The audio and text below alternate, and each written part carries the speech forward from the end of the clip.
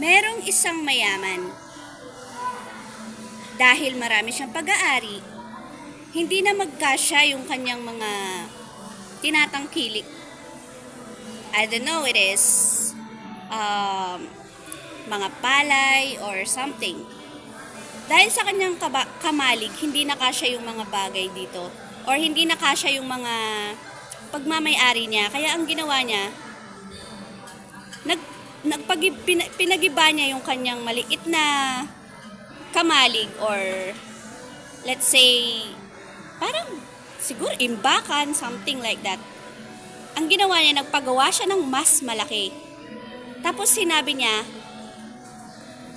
tapos na, nagpagal ka na, kaya ang gagawin mo ngayon, magpapahinga, kakain, iinom, magpapakasaya. Pero ano nangyari sa kanya? Sabi ng Panginoon sa kanya, isa kang hangal.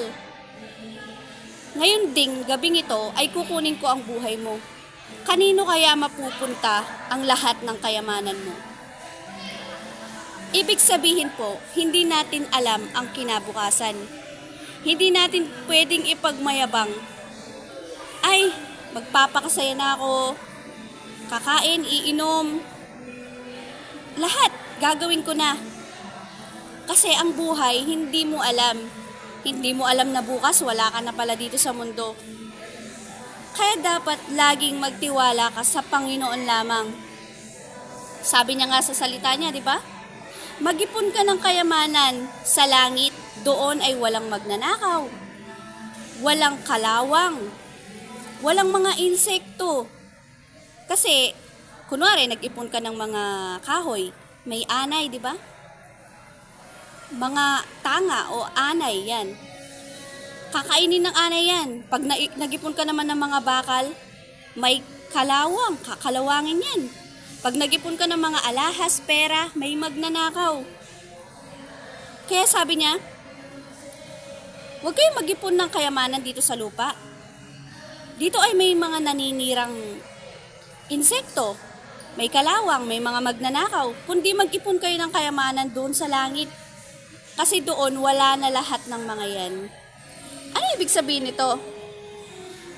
Hindi naman sinabi ng Bible na huwag kang mag-ipon. Kasi nasa Bible din yun yung mag-ipon ka para pagkakailangan mo, meron kang kukunin. Pero hindi niya sinabi na, ang ibig sabihin niya dito, huwag mong i-prioritize ang lahat ng mga material na bagay dito sa mundo. Bakit? Kasi lahat to, temporary lang. May katapusan. Kahit mayaman ka, hindi mo alam, babagsak ka rin pala. Ang gawin natin, lahat ng mga kayamanan natin, sa Panginoon natin ialay, iukol. Bakit? Kasi hindi naman sa'yo yan Malakas ka ngayon? Malusog ka ngayon? Bakit? Kanino ba galing yan? Sa Panginoon lang yan Sa Kanya galing yan. Kapag gusto niyang kunin yan, makukuha niya kahit anong oras. Kapag hindi ka ba ginising ng Panginoon, magigising ka pa? Kapag ba hindi ka niya binigyan ng lakas para magtrabaho, binigyan ka niya ng sakit, makakapagtrabaho ka pa ba?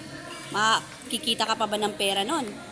Kahit anong yaman mo, kahit anong yaman natin, kapag nagkasakit tayo, walang kwenta yun Uubusin lang din natin sa gamot.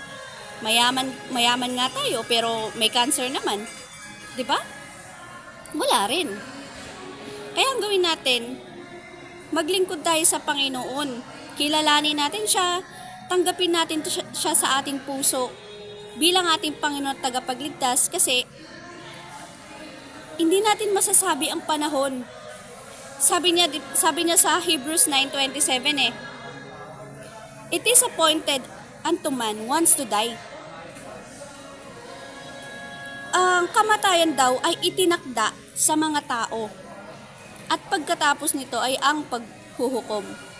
It is appointed unto man once to die, and after this, the judgment. May judgment po pagkatapos ng kamatayan. Maraming tao akala nila, pag namatay ka na, matutulog ka lang. No! Hindi yun totoo. Sabi ng Bible "It is appointed unto man once to die, and after this, the judgment." Kaya kailangan natin siguraduhin na ang buhay natin, ipinapagamit natin sa Panginoon.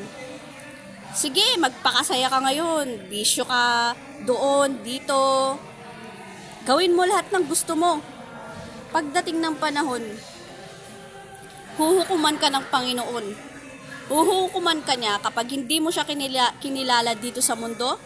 Sabi niya kung sino man daw ang magkahiya sa kanya dito sa mundo, ikakahiya niya rin daw sa harap ng kanyang Ama na nasa langit.